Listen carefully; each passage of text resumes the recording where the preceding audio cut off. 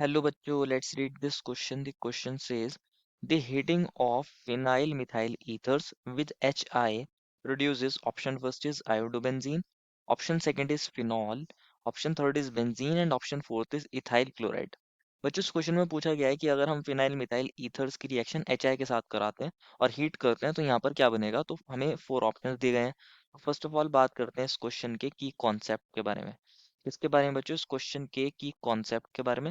और इस क्वेश्चन का की कॉन्सेप्ट क्या होगा? Reaction of ether with HI।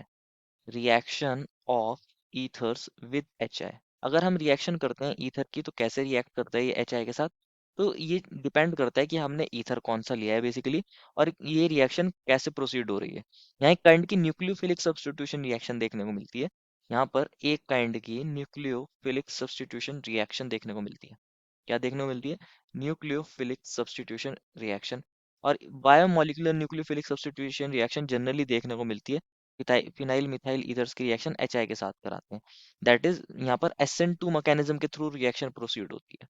SN2 mechanism के थ्रू यहाँ पर रिएक्शन जो है बेसिकली प्रोसीड होती है। अगर हम बात करें यहाँ फिनाइल मिथाइल ईथर्स की, तो फिनाइल मिथाइल ईथर क्या होगा? यहाँ पर ये हमारे पास फिनाइल ग्रुप होगा। ये हमारे पास फिनाइल ग्रुप है बच्चों। इस ग्रुप को बोलते हैं फिनाइल ग्रुप। और यहाँ पर कौन है? फिनाइल मिथाइल ईथर बोला था, दैट मीन्स यहाँ ऑक्सीजन होगा और यहाँ CH3 अटैच है।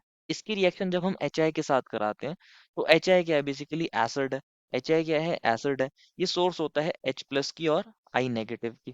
किस किस की सोर्स होता है? ये H+ की सोर्स होता है और I नेगेटिव की सोर्स होता है। तो यहाँ ऑक्सीजन के पास होते हैं लोन पेयर। ये क्या काम करता है? इस H+ को एब्स्ट्रैक्ट करता है, क्योंकि इसके पास क्या है? लोन पेयर है। तो ये जब इसको एब्स्ट्रैक्ट करता है तो यहाँ ये डबल बॉन्ड, ये डबल बॉन्ड, ये double bond as it is. यहाँ ऑक्सीजन ने हाइड्रोजन के साथ बॉन्ड बना लिया है, ऑक्सीजन पर आ गया है पॉजिटिव चार्ज। और ये CH3 है। ये CH3 है। अब क्या होता है? नेक्स्ट स्टेप में I नेगेटिव अटैक करेगा। आई नेगेटिव यहाँ पर अटैक करेगा। होगा क्या यहाँ के पर? यहाँ ऑक्सीजन पे पॉजिटिव चार्ज है तो ये इस कार्बन से भी इलेक्ट्रॉन विड्रॉ कर रहा होगा, ये जो फिनाइल ग्रुप का कार्बन है बेसिकली। और इस CH3 से भी अटैक क्या कर रहा होगा? इलेक्ट्रॉन विड्रॉ कर रहा होगा। तो ये दोनों कार्बन इलेक्ट्रोफिलिक हो रहे होंगे। लेकिन यहाँ अब आई नेगेटिव जो आता है बच्चों, वो कैसा होता है? एक बड़ा न्यूक्लियोफाइल होता है।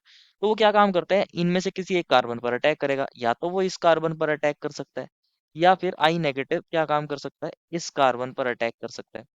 क्योंकि आई नेगेटिव एक बड़ा न्यूक्लियोफाइल है और ये रिएक्शन SN2 मैकेनिज्म के थ्रू यहाँ इजीली प्रोसीड हो जाती है। और ये जो फिनाइल ग्रुप होता है ये बड़ा बल्कि ग्रुप है, यहाँ हिंड्रेंस ज्यादा ऑफर हो रही होगी। यहाँ ये जो फिनाइल ग्रुप है बेसिकली ये एक बड़ा बल्कि ग्रुप है, यहाँ ज्यादा हिंड्रेंस ऑफर हो रही होगी। CH3 ग्रुप एक छोटा ग्रुप है, यहाँ हिंड्रेंस कम है। यहाँ हिंड्रेंस कम है तो आई नेगेटिव यहाँ CH3 पर अटैक करता है। यहाँ पर ये जो फिनाइल ग्रुप वाला कार्बन है इस पर ये अटैक नहीं कर पाता, तो ये वाला अटैक यहाँ पर नहीं होता। ये वाला अटैक यहाँ पर नहीं होता। तो आई नेगेटिव जब यहाँ पर अटैक करेगा तो ये दोनों इलेक्ट्रॉन ऑक्सीजन के ऊपर शिफ्ट हो जाएंगे। और ये किसके अंदर कन्वर्ट हो जाएगा? यहाँ तो बन जाएगा ये फिनॉल। ये कन्वर्ट हो जाएगा बच्चों किसके अंदर? ये फिनॉल के अंदर कन्वर्ट हो जाएगा। ये ऑक्सीजन से एक हाइड्रोजन अटैच था, इसका पॉजिटिव चार्ज खत्म। और यहाँ CH3 से और आई ने क्या बना लिया है? बॉन्ड बना लिया है। तो यहाँ बनता है क्या? मिथाइल आयोडाइड और फिनॉल बनता है। यहाँ बनता है फिनॉल। फिनॉल बनता है और मिथाइल आयोडाइड बनता है। मिथाइल आयोडाइड बनता है। Methyl iodide. तो ये दो प्रोडक्ट्स बनते हैं यहाँ पर। ये दो प्रोडक्ट्स बनते हैं। पूछा गया था कौन सा प्रोडक्ट बनेगा। तो बच्चों ऑप्शन फर्स्ट में बोला है आयोडोबेंजीन। आयोडोबेंजीन नहीं बनता। आयोडोबेंजीन बनता अगर आई नेगेटिव ये जो हमारे पास ये जो फिनाइल ग्रुप का कार्बन है इस पर अटैक करता है। लेकिन यहाँ स्टेरिक हिंड्रेंस एक इंपॉर्टेंट फैक्टर है। यहाँ ये जो स्टेरिक हिंड्रेंस है ये एक इंपॉर्टेंट फैक्टर है। स्टेरिक हिंड्रेंस होने की वजह से ये फिनाइल वाले जो कार्बन था बच्चों उस पर ये अटैक नहीं कर पाता। और इस वजह से ये CH3 पर अटैक करता है, क्योंकि यहाँ हिंड्रेंस कम थी। हिंड्रेंस कम होने की वजह से ये CH3 पर अटैक करता है, इसलिए यहाँ मिथाइल आयोडाइड और फिनॉल बनता है। आयोडोबेंजीन नहीं बनता। ऑप्शन फर्स्ट गलत। ऑप्शन सेकंड में बोला है फिनॉल। फिनॉल बनता है बच्चों, ये वाली बात सही है। ऑप्शन थर्ड में बोला है बेंजीन। बेंजीन तो नहीं बनता। और फोर्थ में बोला है इथाइल क्लोराइड। क्लोराइड तो बनता ही नहीं बच्चों यहाँ। ऑप्शन फोर्थ भी गलत।